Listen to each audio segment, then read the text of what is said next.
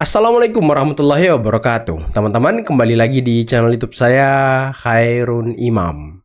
Nah, di video kali ini kita akan menyaksikan beberapa tayangan yang sangat menarik dan juga sangat-sangat mengejutkan, di mana Amin Rais sepertinya berada dalam posisi yang tidak baik-baik saja, alias sudah semakin terjepit karena partai yang dia dirikan sendiri, yakni Partai Umat, mulai angkat bicara mengenai video Amin Rais yang merendahkan presiden dan juga Seskap Teddy. Dan tidak hanya itu, sesama pembenci Pak Jokowi aja tidak ada yang membela Amin Rais. Bahkan sekelas Ahmad Khosinudin, orang yang kemarin selalu mengidolakan Amin Rais, yang selalu mengeluhkan Amin Rais, mulai menyerang dan menyemprot Amin Rais. Wah, dan Komdigi sepertinya ini berpeluang dibawa ke jalur hukum. Waduh. Apakah Amin Rais akan membusuk di Hotel Prodeo, teman-teman? Nanti kita simak videonya. Karena selain itu, kita juga akan menyaksikan bagaimana dua tersangka klaster kedua, yakni Roy Suryo dan juga Tifa, ngemis kepada presiden dan juga kepada DPR. Nanti kita simak videonya seperti apa. Tapi sebelum kita mulai, jangan lupa like, subscribe, dan share. Dan tanpa perlu berlama-lama lagi, mari kita mulai videonya berikut ini. Nah, ini pernyataan resmi dari Ketua DPP Partai Umat, teman-teman ya, Bapak Aznur Syamsu. Itu pernyataan pribadi Pak Amin, tidak ada kaitannya dengan Partai Umat, tidak ada kaitan dengan persoalan bangsa dan negara saat ini. Pak Amin Rais offside. Wow, Ketua DPP Partai Umat sebut Amin Rais offside. Nah, kalau saya bisa kasih saran nih Pak ya, kepada Pak Aznur Syamsu, mending Amin Rais ini keluarkan aja, depak aja dari Partai Umat. Orang dia ini selalu membuat kerusuhan dan membuat nama Partai Umat tercoreng jadinya. Dan jangan hanya Amin Rais, mantu-mantunya juga keluarkan. Yang kemarin itu sempat ngebela-belain Refli Harun, ngebela-belain Roy Suryo, Tifa dan kawan-kawannya. Keluarkan aja semuanya. Ini bisa jadi benalu nantinya. Sudah ada pelajaran kan di Jogja kemarin, orang-orang Partai Umat buang KTA-nya di tong sampah. Itu karena Amin Rais. Makanya keluarkan aja orang-orang itu, Pak. Ini saran ya. Ada kutipan yang menarik yang diambil Pak Amin dari kutipan pendapat Rizal Fadilah ya, yang diunggah dalam sebuah situs kanal berita, yang sebenarnya itu adalah artikel ya. Jadi pendapat dari artikel yang diunggah oleh Rizal Fadilah. Untuk menghindari berbagai kontroversi itu ya, sebaiknya Presiden Prabowo Subianto mencopot Seskap atau Sekretaris Kabinet di Indra Wijaya.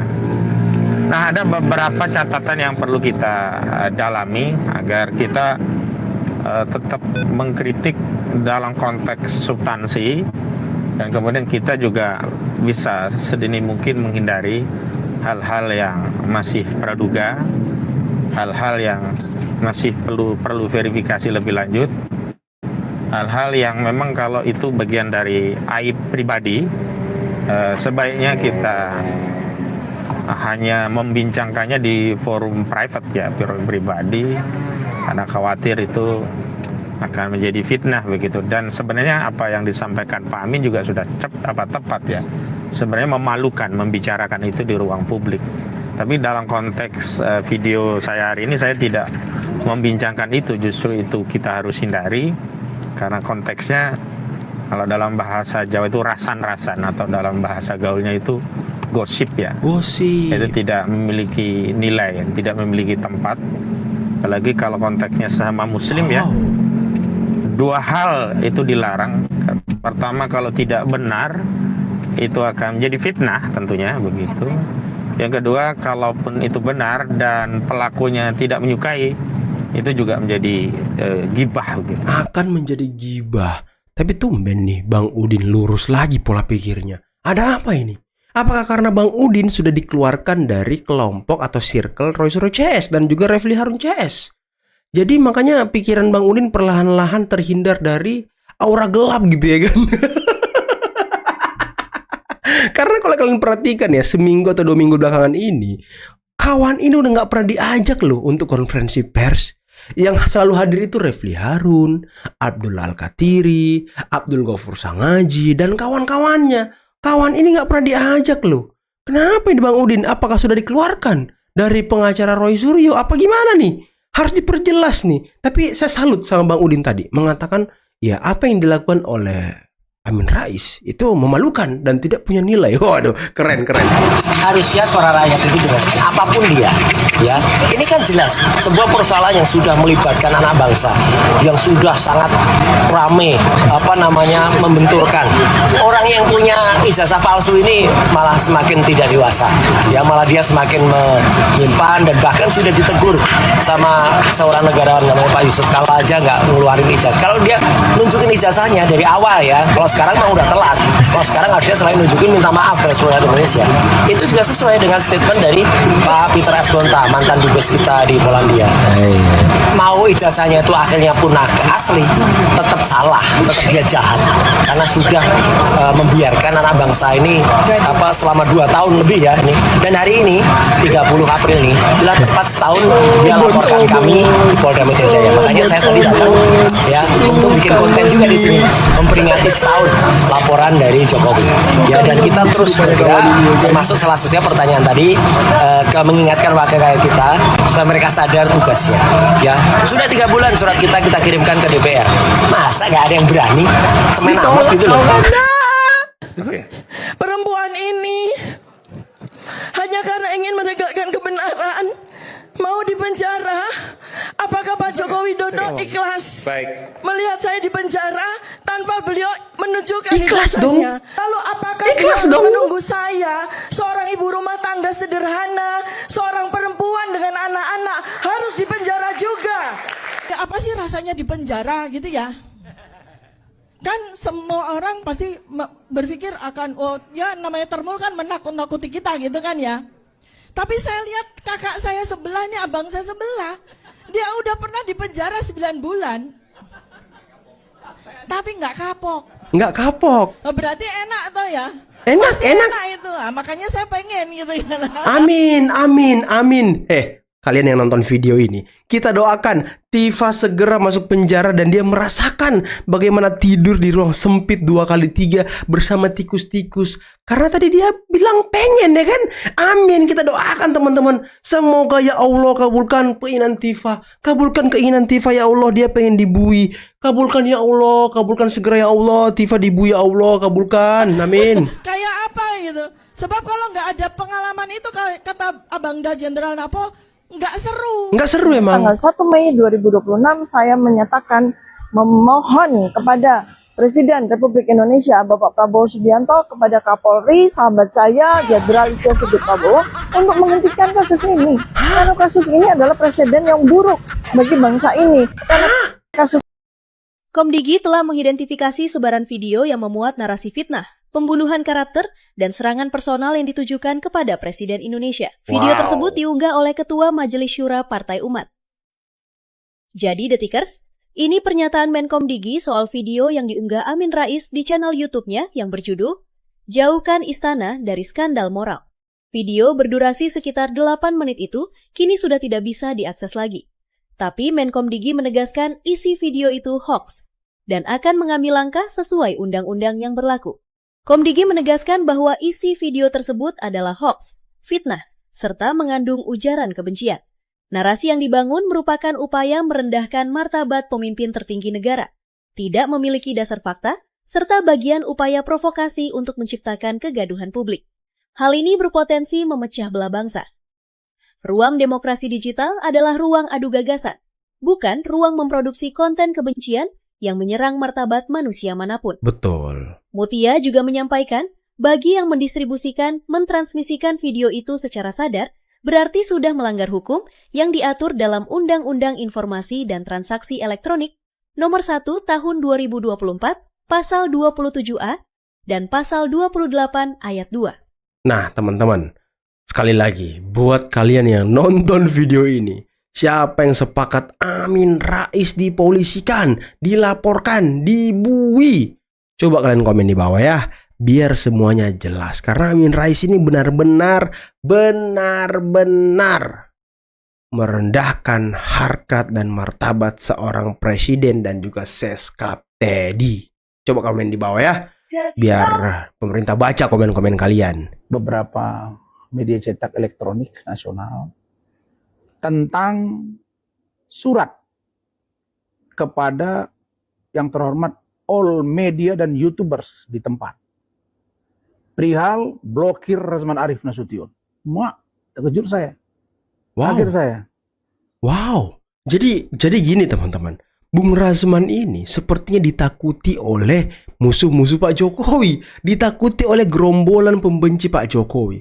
Makanya beredar surat kepada televisi atau YouTube untuk memblokir Rasman Nasution ataupun melarang Rasman Nasution diundang ke TV-TV. Wow. Bunyinya begini. Terima kasih. Saya nggak tahu ya, ini benar atau tidak. Saya tidak tahu ini benar atau tidak surat dari mereka. Tapi saya membacakan ini benar atau tidak. Tapi yang pasti, saya tidak usah sebut nama, tapi saya akan jawab surat ini. Terima kasih kami sampaikan atas kerjasama yang terjalin baik selama ini. Baik dalam konteks memenuhi undangan konvers maupun peliputan kegiatan kami, maupun mengundang anggota tim kami dalam tugas-tugas advokasi non-litigasi dalam sejumlah program siaran media. Sehubungan dengan kebijakan tim kami terhadap saudara Rasman Arif Nasution yang berstatus sebagai terpidana, kami sampaikan kebijakan tim sebagai berikut. Bahwa media adalah ruang edukasi publik, baik edukasi hukum dan edukasi etik. Narasumber yang diundang tidak boleh berstatus terpidana, karena secara etik tak patut diberikan panggung pada terpidana di ruang publik. Bahwa kami mengambil kebijakan tidak akan memenuhi undangan sebagai narasumber, baik atas klien kami maupun tim lawyer, jika ada Rasman Arif Nasution. Karena itu mohon dipastikan untuk tidak mengundang Rasman Arif Nasution. Jika mengundang kami, dan jika tetap mengundang, maka dengan berat hati kami sampaikan keberatan dan permohonan maaf tidak dapat memenuhi undangan dimaksud. 3. Bahwa kebijakan ini adalah bukti konsistensi kami, sebagaimana sebelumnya kami terapkan terhadap terpidana saudara Sylvester Matutina. Perlu untuk diketahui bahwa saudara Rasman Arif Nasution berstatus terpidana 1,5 tahun penjara karena terbukti melakukan penghinaan dan pencemaran nama baik. Sedang dalam upaya banding dan belum menjalani hukuman tahanan. Yang bersangkutan juga sudah dicabut izin advokat atau BAS-nya dan dipecat dari organisasi Kongres Advokat Indonesia pada insiden naik meja persidangan bersama saudara Firdaus Oyobo, sehingga tidak etis bagi kami selaku lawyer meladeni diskusi dengan orang yang telah dicabut BAS dan dikeluarkan dari organisasi advokat. Demikian kebijakan disampaikan. Terima kasih. Tim Advokasi Anti Kriminalisasi. Bla bla bla bla. Tertanda nama tembusan klien ini. Nah, saya tidak usah sebut nama karena saya tidak pasti dari mereka. Saya menunggu tadi ada tidak YouTube-nya keluar. Tapi Siapa tuh? ini dikirimkan ke saya oleh orang yang kompeten. Komentar saya ketawa. Apakah saya selama ini berdebat dengan orang yang benar-benar nggak sekolah? Nggak sekolah ya kan? Apalagi mengaku dirinya pakar hukum. Apalagi mengaku pengacara. Wow. Ada pula yang bergelar dokter. Wow. Saya bingung sendiri tadi. Di pesawat saya merenung. Setakut ini mereka sama Rasman. Kan begitu. Pertama, tidak usah anak fakultas hukum yang udah lulus. Semester 1 aja tahu. Bahwa yang namanya Rasman tidak sedang terpidana. Saya masih mengajukan kasasi. Dan belum ada putusan. Di mana hukum dibelok-belok bahwa seolah-olah saya terpidana. Lah ini menurut saya benar-benar bodoh, bahlul. Tapi saya nggak sebut nama karena ini belum tahu saya dari mereka. Tuh. Jadi belajar hukum kalian balik. Kalau mau membangun opini publik, mesti sehat. Mesti sehat. Mesti adu argumen. By law, by data. Wow, bisa-bisanya ya Bung Rasman Nasution dibungkam oleh gerombolan pembenci Pak Jokowi. Bahkan dia bersurat ke TV-TV agar tidak mengundang Rasman Nasution kalau ada acara diskusi. Mungkin seperti Rakyat Bersuara, ya kan, Rasman selalu hadir di Rakyat Bersuara. Mereka menolak gitu. Waduh, setakut itu kah? Apakah memang Rasman ini menjadi ancaman bagi gerombolan pembenci Pak Jokowi karena selalu mengungkapkan fakta dan juga hasil obrolannya bersama dengan Pak Jokowi yang mungkin ya tidak disukai oleh para pembenci lainnya karena ada rahasia-rahasia ataupun ada jejak-jejak rekam yang dulunya mungkin tidak elok untuk diungkap yang akhirnya diungkapkan oleh Rasman. Seperti terakhir ketika di Rakyat Bersuara. Ini mengenai kasus AS yang ternyata diduga kenapa dia sekarang mencak-mencak kepada Pak Jokowi, menjadi pembenci Pak Jokowi. Ya karena dulunya dia juga cawapres yang gagal sama seperti Bapak Mahfud MD. Last minute disalib. Kalau Mahfud MD kan disalib sama Pak Kiai ulama, Pak Ma'ruf Amin. Astagfirullah, masa ya aku lupa mantan wapres ya kan. Dan kalau AS disalib oleh kawannya sendiri, bukan kawannya sih tapi seniornya sendiri, Yusuf Kala. Dan ini juga terjadi last minute teman-teman. Waduh, ini cerita-cerita yang dibongkar oleh Rasman di Rakyat Bersuara terakhir. Dan dia kan beberapa kali terlibat debat panas dengan Refli Harun. Beberapa kali Refli Harun juga mungkin tantrum dengan Rasman karena ya Rasman kalau debat wah luar biasa juga teman-teman, tenang tapi orang yang marah-marah ya kan.